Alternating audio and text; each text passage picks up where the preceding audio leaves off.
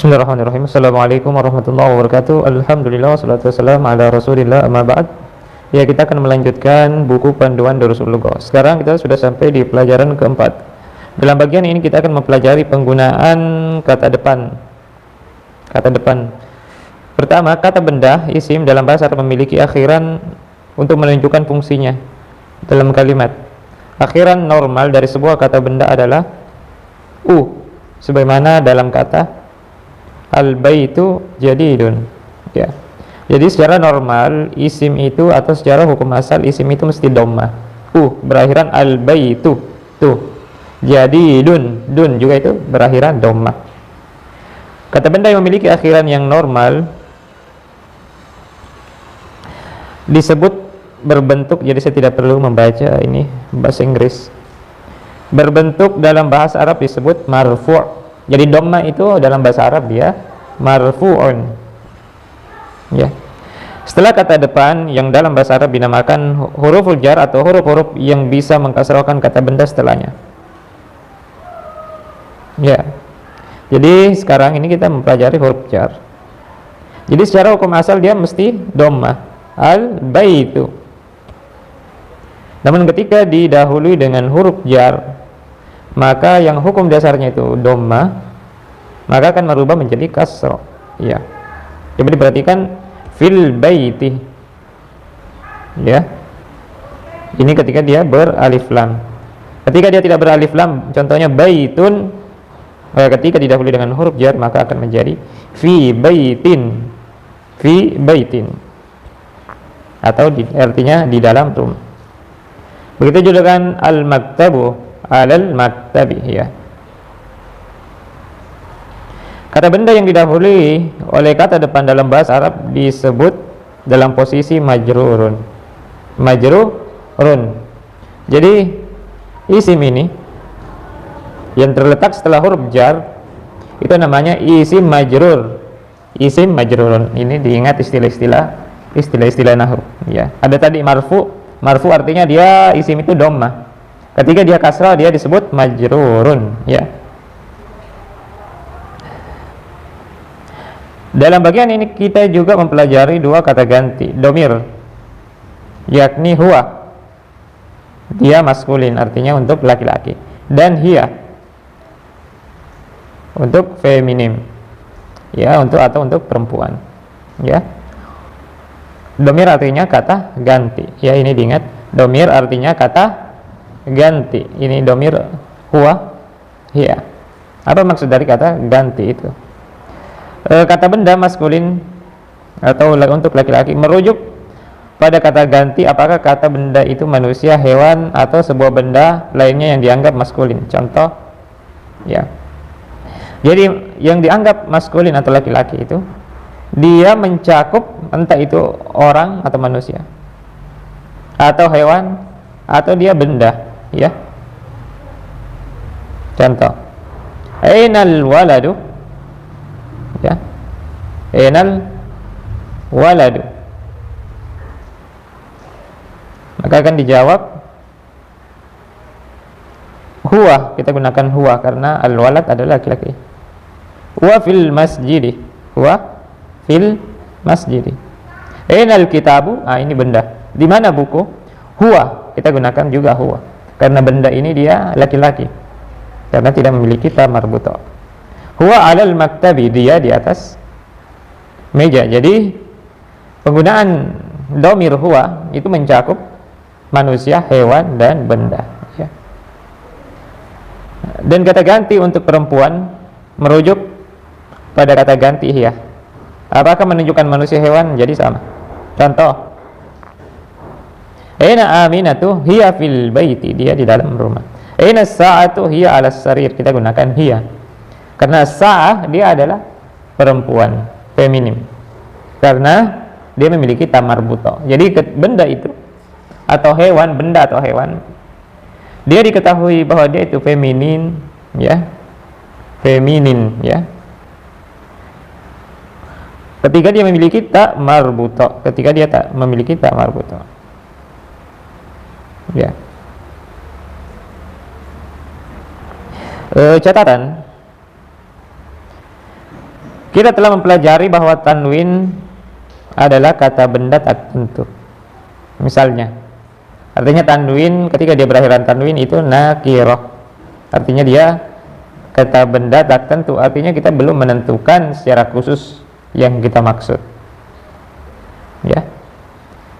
Kaidah ini tidak berlaku terhadap kata benda yang telah tetap, seperti nama orang. Ya.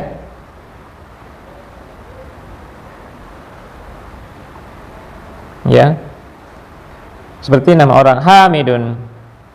Hamid walaupun dia tidak memiliki alif, dia tanwin dan tidak memiliki alif lam.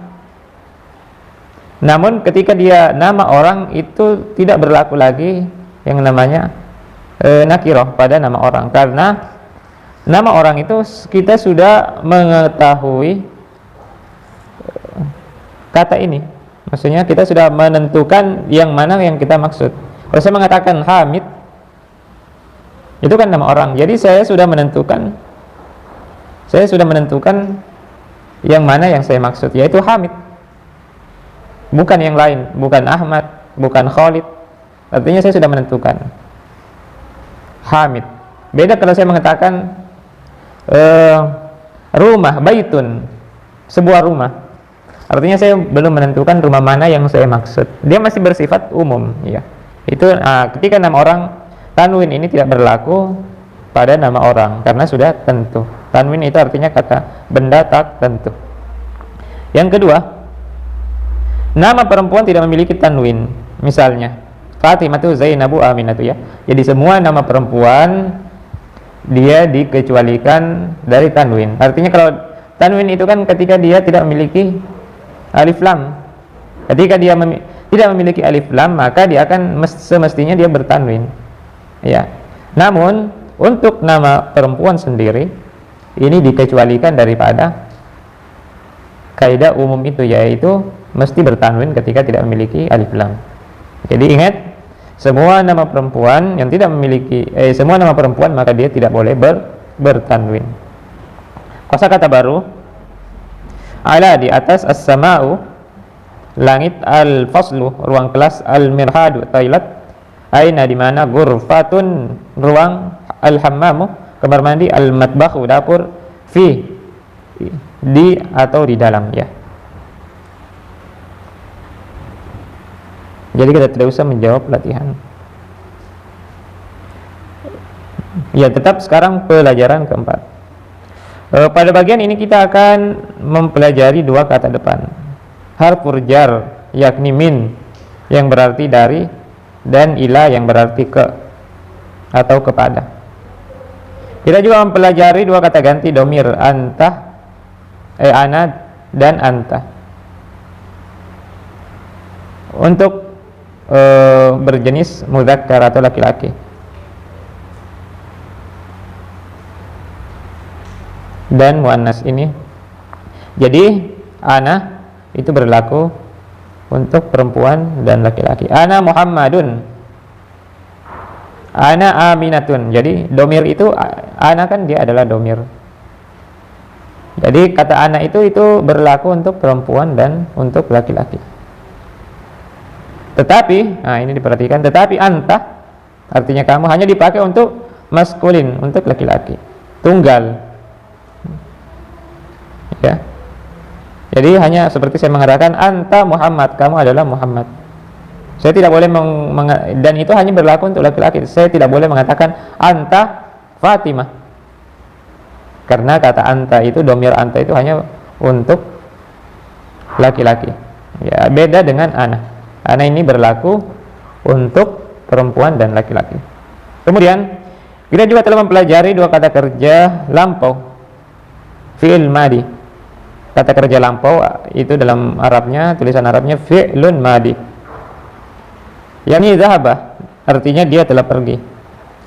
Dan kharaja, artinya dia telah keluar. Perhatikan yang berikut. Aina Bilalun, ini contoh kalimat. Zahaba ilal masjid, dia telah pergi ke masjid. Zahaba Bilalun ilal masjid. Ya. Dia telah pergi, Bilal telah pergi ke masjid. Maka zahaba berarti dia telah pergi, ya. Kata zahaba artinya dia telah pergi. Tetapi jika diikuti oleh kata benda sebagaimana subjek, maka kata ini ditinggalkan, ya. Kata ini ditinggalkan.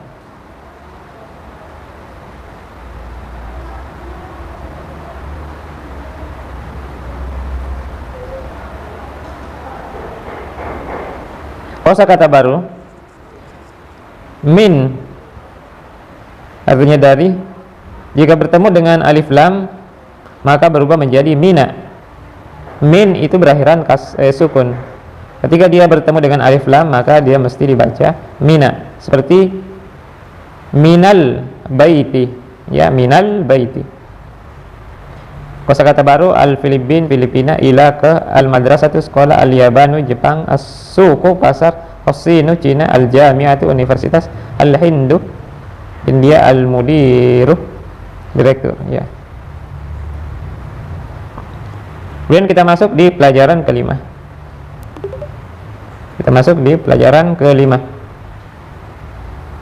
Dalam bagian ini kita akan mempelajari sebagai berikut. Ya, buku milik Bilal, ya. Contohnya Kitabu Bilalin, ini mudhafun ilaih. Baitul Imami, yang pertama tadi artinya Kitabu Bilalin, buku milik Bilal. Baitul Imami, rumah milik imam, ya. Ini penyandaran kepemilikan. Dan Kitabu ini kan tidak beralif lam, seharusnya dia tanwin. Namun pada susunan kata apabila dia menunjukkan kepemilikan maka dia tidak boleh bertanwin. Jadi mesti kitabu. Kitabu Bilalin, baitu al-imami. Dan yang disandarkan kepemilikan kepadanya mesti kasra. Bilalin, baitu al-imami, ya, begitu kaidahnya. Begitu kaidahnya, dan ini disebut dengan mudhafun ilaih. Mudhafun ilaih. Ya. Jadi ini kitab, ya. Kata yang pertama ini disebut mudhaf, dan kata yang kedua Bilal disebut mudhafun ilaih, ya. Catatan, mudhaf tidak berbentuk nakirah atau ma'rifah. Maka salah jika menuliskan kitabun Bilalin atau al-kitabu Bilalin, ya, jadi salah. Jadi dia tidak boleh berbentuk nakirah atau ma'rifah, dia tidak boleh bertanwin dan tidak boleh beralif lam. Jadi mudhaf itu tidak boleh, ini mudhaf kitabu, tidak boleh bertanwin dan tidak boleh beralif lam. Itu kaidah dalam mudhafun ilaih. Kemudian yang kedua, B, mudhaf ilaih berbentuk majrur. Ini sudah kita jelaskan, artinya dia kasrah. Baitu Bilalin, yang asalnya itu Bilalun, ya. Baitul Imami, yang asalnya itu adalah imam, ya. Baitul Imami, jadi mesti kasrah. C, Kitabu man, perhatikan kata man. Kitabu man, buku siapa? Man tidak berbentuk majrur karena dia mabni, yakni dia tidak mengalami perubahan untuk menunjukkan kedudukannya dalam kalimat. Adalah bentuk mabni pada kata-kata tertentu dalam bahasa Arab yang tetap tidak berubah. Jadi man itu, kitabu man, ini man itu juga bentuknya dia mudhafun ilaih. Namun man dia tidak menjadi kasrah atau majrur karena dia bentuk kata yang mabni. Mabni itu artinya apa? Tetap artinya walaupun dia dipengaruhi, walaupun ada huruf yang bisa mempengaruhi kata dari doma menjadi kasrah, namun itu tidak berlaku pada kata man, tidak berlaku pada kata man karena dia mabni. Jadi dalam bahasa Arab itu ada yang tidak bisa dipengaruhi walaupun statusnya dia ini adalah mudhafun ilaih. Mudhafun ilaih. Kitabu man, buku siapa, ya, buku milik siapa, ini artinya, arti secara letterlet, buku milik siapa. Kemudian bagian D, ala maktabil mudarrisi. Perhatikan maktabi berbentuk majrur karena kata depan ala, dan al mudarris karena dia berada pada posisi mudhafun ilaih. Ya. Jadi di sini ada huruf jar, kemudian setelahnya itu mudhafun ilaih, ya. Jadi ala maktabi. Maktabi itu mesti dikasrokan karena didahului dengan huruf jar di atas meja milik guru, ya. Kemudian tahta di bawah, artinya di bawah. Kata benda yang mengikuti tahta berada dalam posisi majrur karena dia menempati fungsi mudhafun ilaih. Nah, ini juga tahta. Tahta dia sebagai posisinya dia adalah mudhafun ilaih, sehingga setelahnya itu mesti dikasrokan seperti tahta al-maktabi, di bawah meja, di bawah meja. Ya, kemudian yang ketiga ya adalah kata seruan. Isim mengikuti ya hanya memiliki satu dhammah, ya, satu dhammah. Jadi ya artinya wahai, maka menjadikan kata yang setelahnya itu yang asalnya tanwin dan tidak boleh bertanwin lagi, seperti ya ustazu, yang asalnya ustazun, ketika didahului dengan ya maka menjadi ya ustazu, ya syekhu, ya bilalu, bukan bilalun, ya.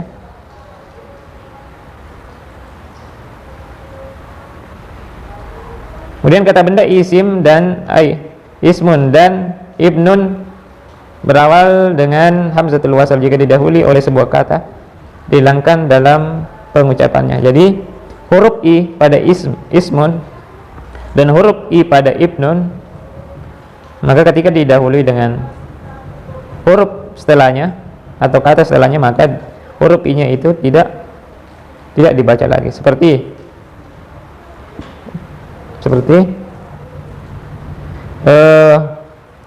ismul waladi bilalun, nama anak itu Bilal, nama anak itu Bilal. Wasmu, ini wasmul binti, bukan wa ismu, tetapi langsung dia was, i nya tidak dibaca, wasmul binti Aminah.